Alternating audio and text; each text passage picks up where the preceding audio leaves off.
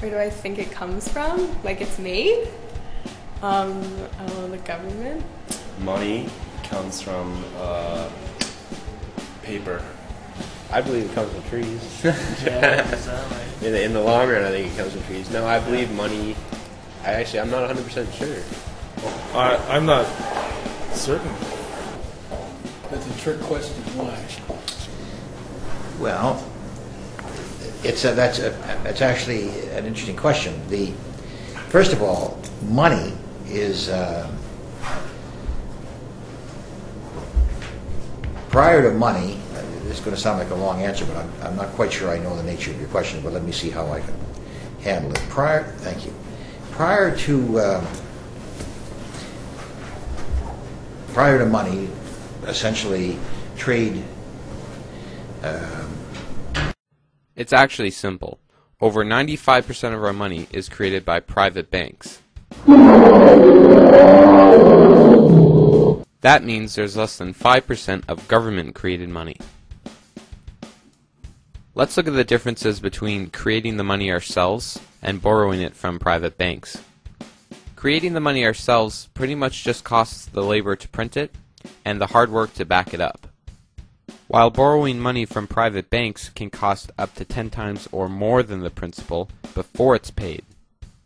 Don't believe me? This is Canada's federal debt.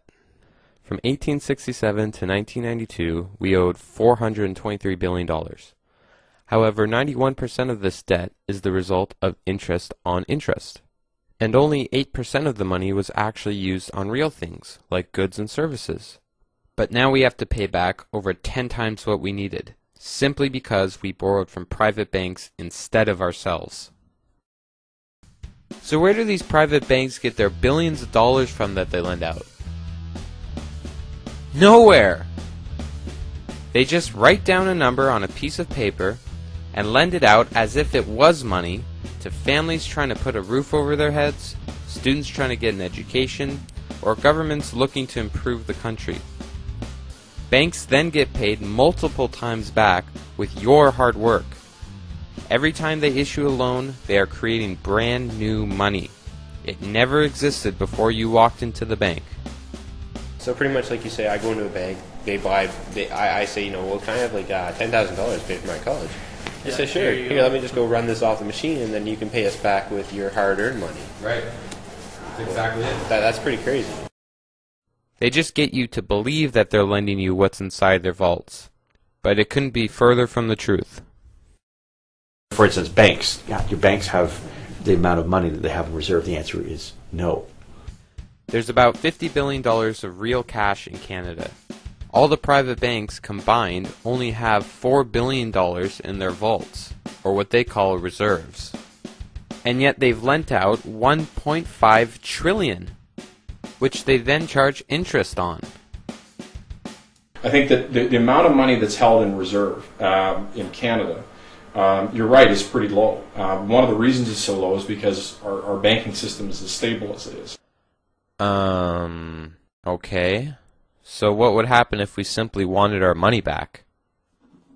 We would have a credit crisis, and the system would not be sustainable. So we'd have to reorganize and restructure, which is what happened actually in the Depression. I don't see that happening again. Yeah. But theoretically, that's what would happen. Oh yeah, that sounds like a stable system.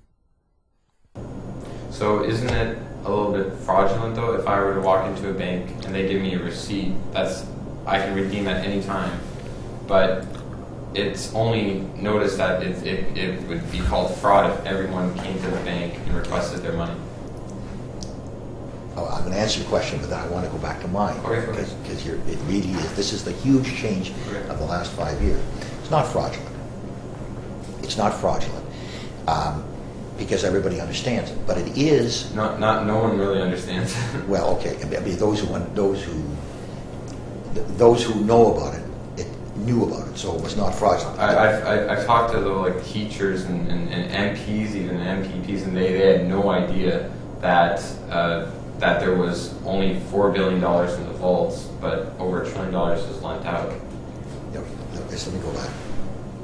Well, the fact that they didn't know it, they should have. I mean, but really, no one does. Well, Should that be involved a little bit more before we start using money? That we should be told where it is, where it comes from? Well, no. Okay, so it's one thing to lend out money you just don't have. But how can you charge interest on nothing? And not just any kind of interest. Compounded interest.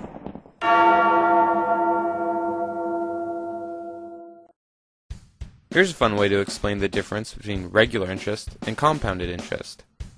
Imagine lending someone $1 at the time Christ was born, at let's say 6% interest. Ready? Go! To everything, turn, turn, turn. There is a season, turn, turn, turn. And a time to every purpose under heaven.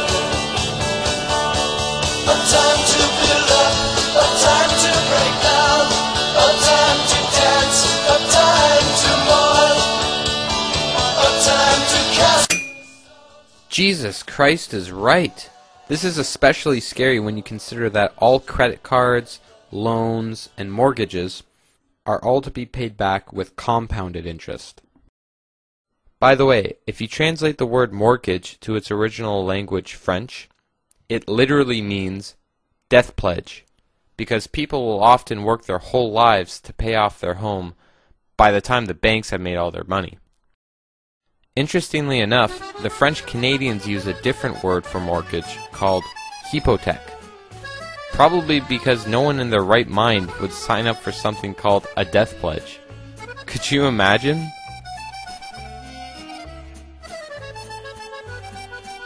So coming back to our analogy on compounded interest, you can probably see why Jesus threw the bankers out of the temple in the New Testament. And look what ended up happening to him.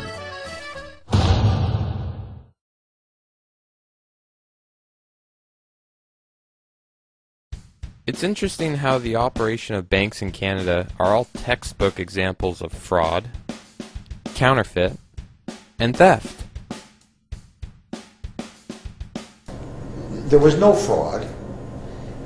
People should have known, but there really is a problem, and that is that the people who knew didn't stop it. Now, if I did what these private banks do on a daily basis, I would end up here. Here. Or maybe here. So how come the banks can break the law, but no one else can? Well, it's technically not breaking the law when our elected officials create bogus legislation like what's contained in the Bank Act. It says that banks can lend out as much money as they want without having to have a single dollar. In 1991, there was legislation passed in the Bank Act that stated that reserve requirements for banks is completely nil. They don't need to have a dollar in their vaults to actually issue out money. Yeah, I don't know if I could agree with you on that. Well, maybe you'll agree with the Office of Jim Flaherty when they say there is no statutory reserve for banks in Canada. I had read that somewhere in the Bank Act of Canada that it was allowed that somewhere between 1990 and 1991 that reserve requirements for banks would be phased out in the next few months. I tightened them up. So they have returned to. I tightened them up. They were eased up. Conservatives eased them up in 90 or 91. Yeah. And I tightened them up in 95. So what did you make them? What is you said between what they are now? What they are now? It's roughly 7-1. Roughly 7-1. But I want to go back to the main question. Maybe he means he tightened it up so much that it slipped right through his fingers back into legislation. Because although there are other complex regulations that banks still have to meet, our government has given private companies the authority to break the law, which in turn is bankrupting the people and the government itself. And then when our government decides to so-called fix the mess that they created, they simply make cuts to all the programs that we'd like to spend our tax dollars on, and instead direct it towards an inescapable debt.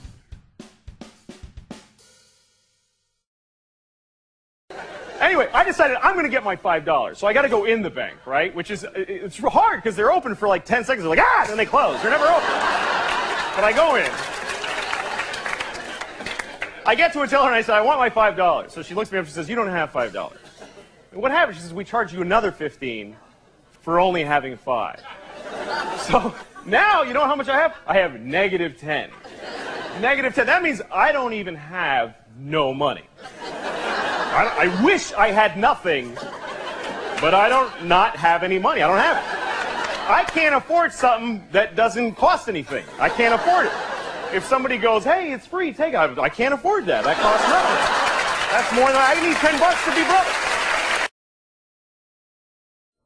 So on a daily basis, how much exactly are we spending on this pointless debt? I don't even know, like a lot of money, like 100,000, maybe more than that. We spend $160 million every day. Are you serious? Oh my god. Yeah. That's right.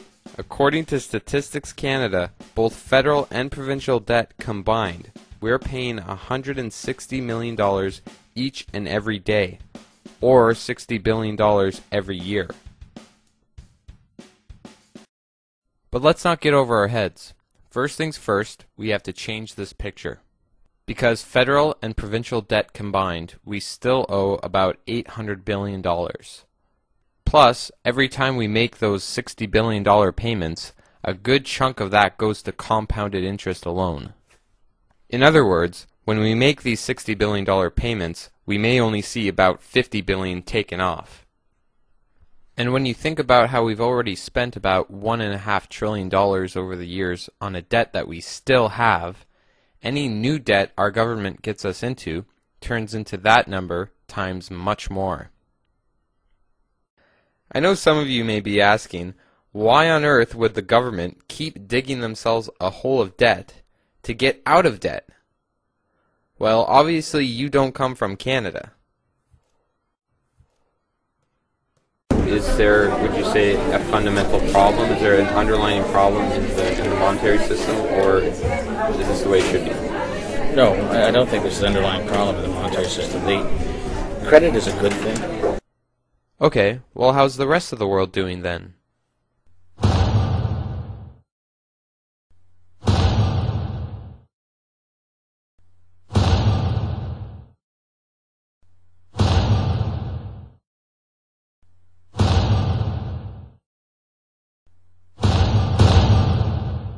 What?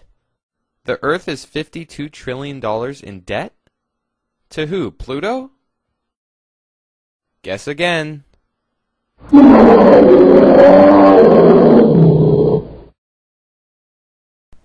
Okay, so the money system in Canada clearly doesn't benefit the people. Why hasn't anyone told us about this?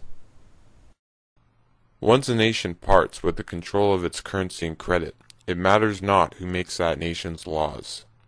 Usury once in control will wreck any nation. Until the control of the issue of currency and credit is restored to government and recognized as its most conspicuous and sacred responsibility, all talk of the sovereignty of Parliament and of democracy is idle and futile. Who are you? Well, I was only the 10th Prime Minister of Canada. Whoa. Well, you definitely won't hear any of our current politicians say something nearly that profound. Yes, and now I'm ironically on the $50 bills. That sucks, man. Tell me about it. Well, that's just one Prime Minister of Canada's thoughts on money. No big deal, right? The privilege of creating and issuing money is not only the supreme prerogative of government, but it is the government's greatest creative opportunity. The government should create, issue, and circulate all the currency and credit needed to satisfy the spending power of the government and the buying power of consumers. By the adoption of these principles, the taxpayers will be saved immense sums of interest, money will cease to be master and become the servant of humanity. You too, Lincoln? For once, someone listened to what I said. Sorry, I just never read those statements in any school textbooks before. I made it clear that my greatest accomplishment as being president was that I killed the bank. And yet I too am ironically on the face of everything I was so passionately against. And then the private banks put your faces on their corrupt money? No offense, guys, but that's incredibly disgraceful. Especially after being assassinated. I'll say. I managed to escape. Whoever controls the volume of money in our country is absolute master of all industry and commerce. When you realize that the entire system is very easily controlled one way or another by a few powerful men at the top, you will not have to be told how periods of inflation and depression originate. Hey Garfield, weren't you president for only like 4 months? Well, I was killed shortly after making that comment. Isn't it kind of sad that we have to dig up what our dead leaders had to say about money, instead of trusting the ones that are alive and in office today? I mean, we've seen how little they know about how the system works. So do provincial governments ever borrow money from, let's say, chartered banks? No. No? No. That's just federal? No. As far as I know, I couldn't tell you offhand.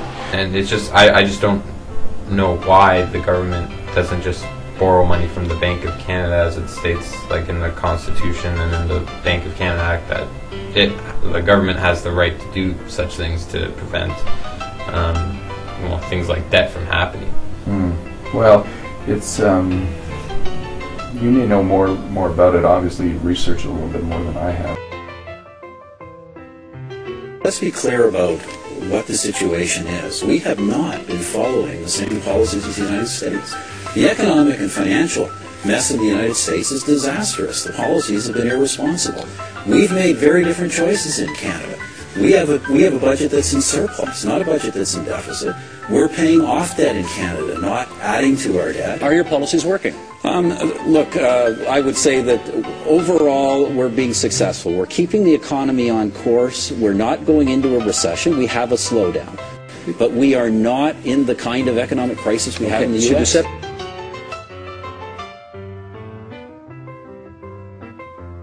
And the world is entering an economic period unlike and potentially as dangerous as anything we have faced since 1929. What happened that me, normally a very staid banker, will lend you the money to buy a home that you don't think? Well, first of all, is it actually money that they're lending people? Oh yeah, they're lending you money. Is it actual money, or is it? It's real money. It's not a receipt to present money? No, it's real money. Isn't there a difference between bank credit? Well, yes, there is, but let's go back to it. Don't change the subject. I know economists will say, well, we could, run a small deficit, but the problem is that once you cross that line, as we see in the United States, nothing stops deficits from getting larger and larger and spiraling out of control. Okay. But no, but wait a minute. Unless you want to get, you're asking me what was the cause of the current crisis. Well, no, I just wanted to know where money comes from. Well, let me tell you something. Let me just take it one step further, despite the fact that's not where you want to go. I don't think we've necessarily lost control of our currency, and there are always restrictions in a global market in terms of how much control you have over your currency. But I want to go back to the real thing, because this is really you had asked the question at the very beginning about the financial crisis that we're in. Well, it was just where does money come from? I'm not. Yeah, it is. No, but wait a minute. But it's really important to understand. We obviously don't agree on everything, but he understands that, I think everybody understands that Canada's a sovereign country, and whether it's dealing with the United States or dealing with China, the fact that a country's a lot bigger doesn't stop us from standing up for our interests and values.